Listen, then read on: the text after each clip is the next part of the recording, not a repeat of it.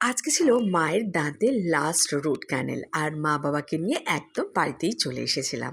আর তারপরে রাতের খাবার দাবারে কী আয়োজন করেছিলাম সেটাই তোমাদের সাথে শেয়ার করব। যেহেতু আজকে মায়ের রুট ক্যানেল হয়েছিল, সেহেতু ডাক্তার বলে দিয়েছিল একদম নরম খাবার খেতে হবে। তো তাই জন্যই মায়ের জন্য অন্য কিছু বানিয়েছিলাম, আর আমাদের সবার জন্য অন্য কিছু বানিয়েছিলাম। এবার বলি মায়ের জন্য কি বানিয়েছিলাম। মায়ের জন্য বানিয়েছিলাম পোলাও, আর আমাদের জন্য বানিয়েছিলাম ছাতুর পরোটা। ছাতুর পরোটা আমাদের ভীষণ প্রিয়, আর সত্যি বলতে আমি ছাতুর পরোটা কিন্তু ভীষণ ভালো বানাতে পারি। ইভেন যে কোনো পরোটাই আমি ভীষণ ভালো বানাতে পারি। আর এখানে আমি রাতের খাবারের আয়োজন করছি, আর ওদিকে দেখো মার প্রিয়ঙ্কর ওয়াশিং মেশিনে জামা কাপড় কেচে নিচ্ছে। আর তারপরে আমি কিন্তু এখানে আমার কাজ করে যাচ্ছি। ছাতুর পরোটা না আজকে একটু জম্পেশ করে বানাবো ঠিক করেছি। আজকে ধনেপাতা দিয়ে, আচার দিয়ে, সমস্ত কিছু দিয়ে ভালো করে ছাতুর পরোটাটা বানিয়েছিলাম। তোমাদেরকে একটা আমি টিপস দেবো, যখন তোমরা ছাতুর পরোটা বানাবে তার মধ্যে মানে ছাতুটা মাখার সময় অবশ্যই একটু গোটা জিরে দেবে, আর অবশ্যই লঙ্কার আচার দেবে। যদি লঙ্কার আচার না থাকে যে কোনো আচারই দিতে পারো।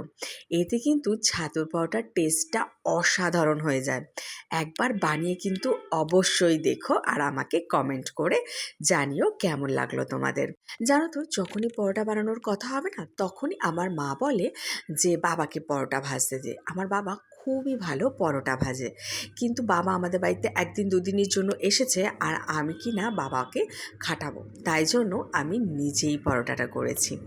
আরেকটা কথা বলে রাখি, এখানে যে রায়তাটা দেখছো, এই রায়তাটা কিন্তু বানিয়েছে প্রিয়ঙ্কর।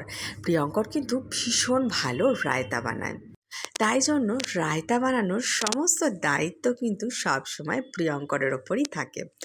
আর মা আজকে তো বেশি কিছু খেতে পারবে না, তাই আমি মায়ের জন্য সকালে দুটো পরোটা কিন্তু রেখে দিয়েছিলাম, কারণ আমার মাও লুচি পরোটা খেতে খুব ভালোবাসে, কিন্তু খেতে পারে না পেটের প্রবলেমের জন্য। আর মাকে দিয়ে দিয়েছিলাম শুধুই এই পোলাওটা।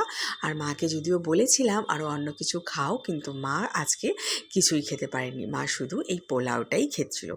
সবাই ভীষণ এনজয় করে খেয়েছি। রাতের ডিনারটা আমাদের একদম জমে গেছিলো, আর সবাই মিলে গল্প করতে করতে খাওয়ার মজাই কিন্তু একটা আলাদা। তো যাই হোক, তোমাদের কার কার ভালো লাগে অবশ্যই জানিও। ভিডিওটা কেমন লাগলো জানিও। আজকের মতো টাটা, আবার দেখা হবে অন্য কোনো ভিডিওতে। ও আর একটা বলে রাখি, ভিডিও শেষ করার আগে আমরা কিন্তু রাতটা শেষ করেছিলাম ঠান্ডা ঠান্ডা আইসক্রিম দিয়ে। মায়ের আইসক্রিম ভীষণ পছন্দ, আর যেহেতু রুট ক্যানেল হয়েছিল তাই আজকে স্পেশালি আইসক্রিম খাওয়া হয়েছিল।